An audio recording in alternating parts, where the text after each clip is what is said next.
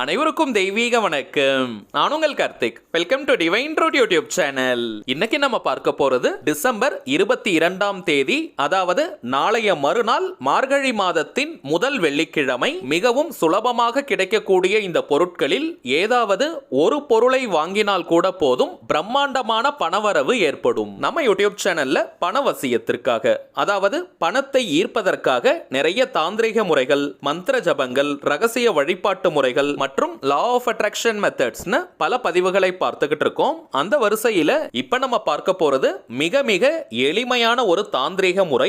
இதுல எந்த விதமான மந்திரங்களோ பூஜைகளோ கிடையாதுங்க. ஜஸ்ட் அந்த பொருளை வாங்கி நம்ம வீட்டுக்கு எடுத்துட்டு வந்தாலே போதும். பொதுவாகவே சில குறிப்பிட்ட பொருட்களை குறிப்பிட்ட சில நாட்களில் நாம் வாங்கும் பொழுது அது நல்ல பணவசியத்தை ஏற்படுத்தும். அப்படிப்பட்ட பொருட்களை தாங்க இன்னைக்கு நம்ம பார்க்க போறோம். மார்கழி மாதத்தின் அனைத்து நாட்களுமே பிரம்ம முகூர்த்த நேரத்திற்கு இணையானது. இந்த பூமியில் வாழும் நமக்கு சித்திரை மாதம் முதல் பங்குனி வரை 12 மாதங்கள் இருக்குங்க. சற்று ஏறக்குறைய 30 நாட்களுக்கு ஒரு மாதம்னு 12 மாதங்களை ஒரு வருட காலத்தில் நாம் பெறுகிறோம். ஆனால் தேவலோகத்தில் பார்த்தோம்னா இந்த 12 மாதங்களை ஒரே நாளில் பெறுவார்கள். அதாவது 2 மணி நேரத்திற்கு ஒரு மாதம்ன்ற கணக்குல 12 மாதங்களை 24 மணி நேரத்தில் தேவர்கள் அனுபவிக்கின்றனர். சத்தியலோகத்தில் இருக்கக்கூடிய பிரம்மதேவர் விடியற்காலை 4 மணி முதல் காலை 6 மணி வரை இருக்கும் அந்த 2 மணி நேரத்தில் இந்த பூமியில் இருக்கக்கூடிய அனைத்து ஜீவராசிகளும் இன்புற்று வாழணும்னு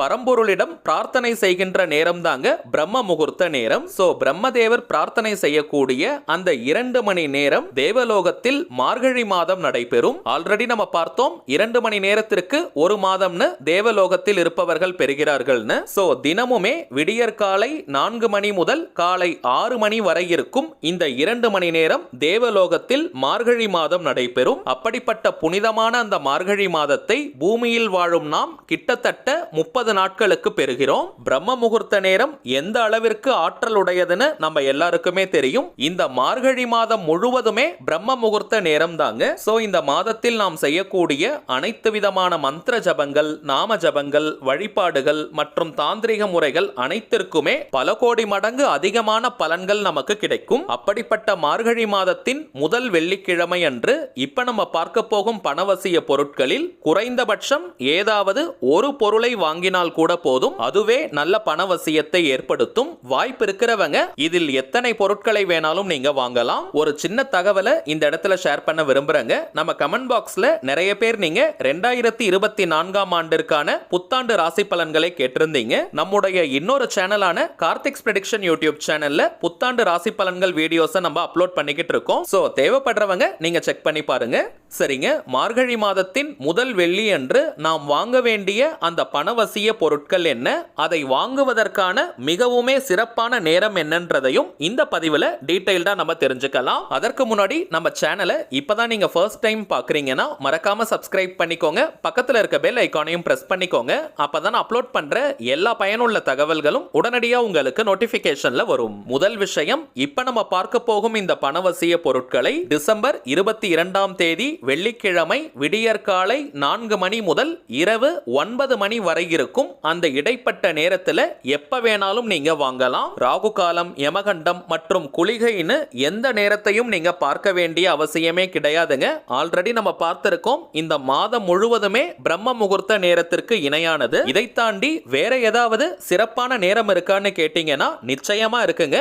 அதுதான் சுக்கிரஹோரை நேரம். இக வாழ்க்கையின் அத்தனை சுகங்களையும் 16 செல்வங்களையும் நமக்கு வாரி வழங்கக்கூடிய கிரகம் சுக்கிர பகவான். அந்த சுக்கிரனின் ஆதிக்கம் நிறைந்த சுக்கிரஹோரை நேரத்தில் இந்த பணவசிய பொருட்களை வாங்கும் பொழுது அது இன்னமும் கூடுதல் பலன்களை நமக்கு கொடுக்கும். வெள்ளிக்கிழமைக்கான சுக்கிரஹோரை நேரத்தை நீங்க நோட் பண்ணிக்கோங்க. காலை 6 மணி முதல் 7 மணி வரை, மதியம் 1 மணி முதல் 2 மணி வரை, இரவு 8 மணி முதல் 9 மணி வரை. இந்த 3 நேரங்கள் தாங்க வெள்ளிக்கிழமைக்கான சுக்கிரஹோரை நேரம். வாய்ப்பு இருக்கிறவங்க இந்த டைமிங்ஸை நீங்க யூஸ் பண்ணிக்கோங்க. மற்றவர்கள் ஆல்ரெடி நம்ம பார்த்ததை போல விடியற்காலை 4 மணி முதல் இரவு 9 மணி வரை இருக்கும் அந்த இடைப்பட்ட நேரத்தில் எப்ப வேணாலும் நீங்க வாங்கலாம். சரிங்க, நாம் வாங்க வேண்டிய முதன்மையான பணவசிய பொருள் என்னன்னு பார்த்தோம்னா வெள்ளை மொச்சை.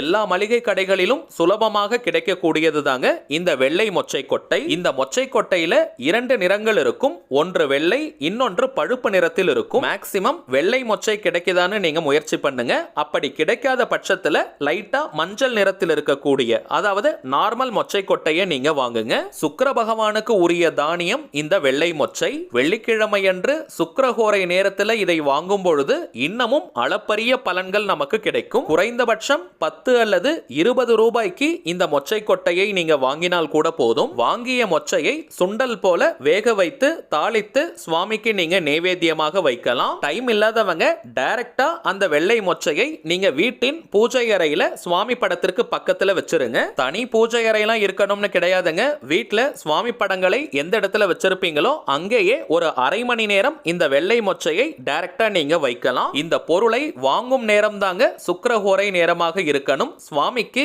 எந்த நேரத்துல வேணாலும் நீங்க நைவேத்தியம் செய்யலாம். அரை மணி நேரத்திற்கு பிறகு அந்த மொச்சை கொட்டையை நீங்க கிச்சனுக்கு எடுத்துட்டு போங்க.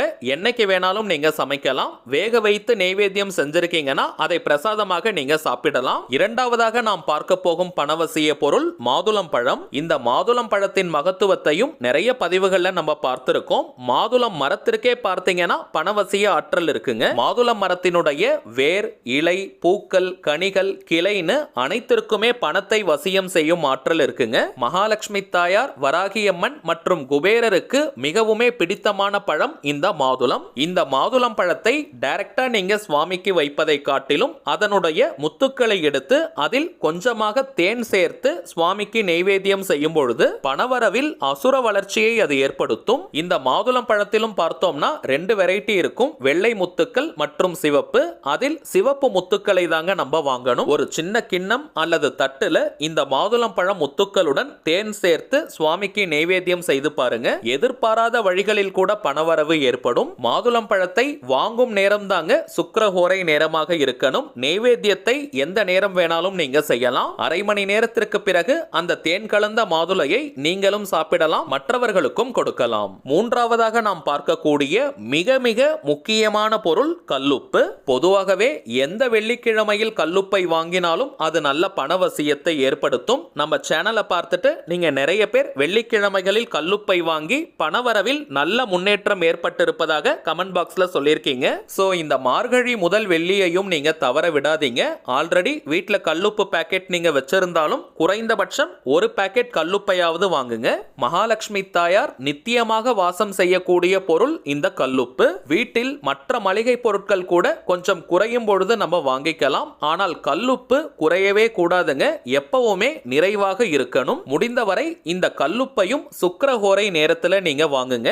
வாங்கிய கல்லுப்பை அந்த பாக்கெட்டை பிரிக்காமல் அரை மணி நேரம் பூஜை அறையில வச்சுட்டு அதற்கு பிறகு கிச்சன் அல்லது ஸ்டோர் ரூம்ல எடுத்துட்டு போய் வச்சிருங்க. ஜலமாணிக்கம், பூமி கற்பம், சமுத்திர ஸ்வர்ணம்னு இந்த கல்லுப்பிற்கு சாஸ்திரங்கள்ல நிறைய பெயர்கள் உண்டு. அப்படிப்பட்ட இந்த கல்லுப்பை பிளாஸ்டிக் பாக்ஸ்ல மட்டும் போட்டு வைக்க கூடாதுங்க. பீங்கான் ஜாடி, மண் குடுவை அல்லது மண் பானையில தான் நம்ம வைக்கணும். அடுத்ததாக நாம் பார்க்க போகும் பொருள் வெள்ளை சர்க்கரை அல்லது கல்கண்டு. வெள்ளை நிறம் சுக்கிர பகவானுக்கு உரியது. இனிப்பு சுவை சுக்கிர பகவான், மகாலட்சுமி தாயார் மற்றும் குபேரருக்கு உரியது. சோ இந்த வெள்ளை நிறமும் இனிப்பு சுவையும் கொண்ட சர்க்கரை அல்லது கல்கண்டை வெள்ளிக்கிழமையன்று வாங்குவது நல்ல பணவசியத்தை ஏற்படுத்தும். அல்லது வெள்ளை நிற இனிப்பு வகைகளை கூட நம்ம வாங்கலாம். வாங்கிய பொருளை ஒரு அரை மணி நேரம் பூஜை அறையில வச்சுட்டு அதற்கு பிறகு நீங்க கிச்சனுக்கு எடுத்துட்டு போங்க. வெள்ளை நிறத்தில் இருக்கும் இனிப்புகளை வாங்குறவங்க சுவாமிக்கு நைவேத்தியமாக வச்சுட்டு அதற்கு பிறகு பிரசாதமாக நீங்க சாப்பிடலாம். இப்ப நம்ம பார்த்த பொருட்கள் அனைத்துமே சுலபமாக கிடைக்கக்கூடியது. சோ வாய்ப்பு இருக்கிறவங்க இதில் எத்தனை பொருட்களை வேணாலும் வாங்கலாம். அல்லது குறைந்தபட்சம் ஒரு பொருளை வாங்கினால் கூட போதும். ஆனால் வரும் வெள்ளிக்கிழமை அன்று மறக்காமல் இந்த பொருளை நீங்க வாங்கிடுங்க. அடுத்ததாக ஒரு சின்ன தகவல். இப்ப நீங்க டிஸ்பிளேல பார்த்துக்கிட்டு இருக்கக்கூடிய அவர் மைண்ட் சோல்ஜர் தாங்க நம்ம சேனலுடைய அபிஷியல் இன்ஸ்டாகிராம் ஐடி.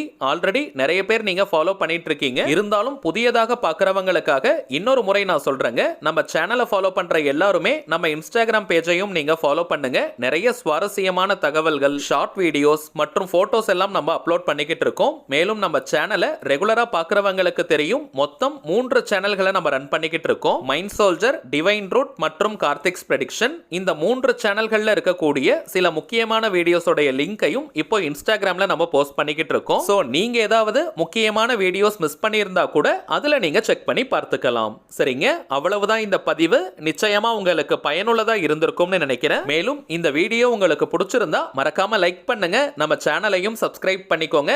தேவைப்பட்டுச்சுன்னா உங்க ஃப்ரெண்ட்ஸ் அண்ட் ஃபேமிலிக்கும் இந்த வீடியோவை ஷேர் பண்ணுங்க. அடுத்ததா இன்னொரு முக்கியமான தலைப்போட நான் உங்களை சந்திக்கிறேன். என்றும் அன்புடன் கார்த்திக். நன்றி.